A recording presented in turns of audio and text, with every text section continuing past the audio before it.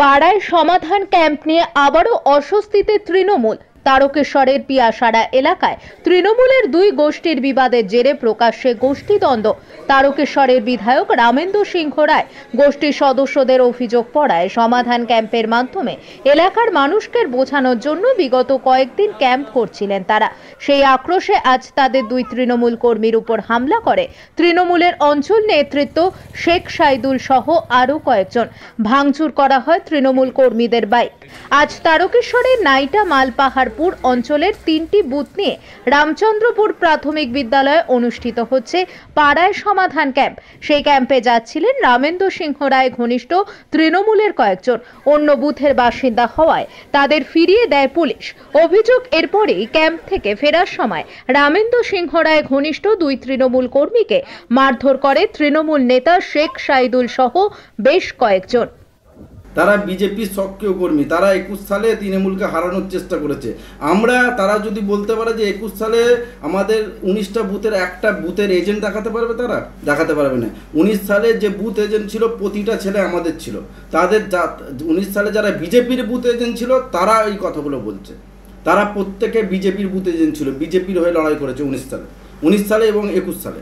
তারাই 24-এ তৃণমূলে জয়েন করেছে।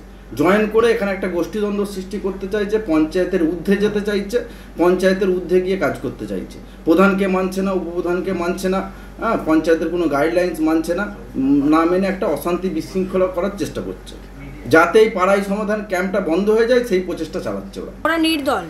ওরা জোর করে তৃণমূলে ঝান্ডা ধরে বলছে আমরা তৃণমূল। ওরা কখনোই তৃণমূল না, ওরা নির্দল।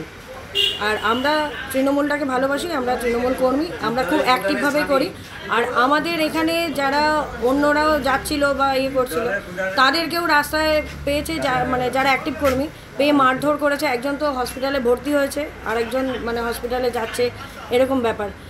আমরা কি সবসময় তৃণমূল করছি আর নির্দল প্রার্থীদের কাছ থেকে শুধু এই এলাকাটাই পার্টিকুলার এই দিদির ভেগ হয়ে আর কি ওরা নির্দল প্রার্থী হয়ে দিদির ঝান্ডা ধরে বারবার আমাদের অত্যাচার করে যাবে, এটা তো আমরা মানতে পারছি না।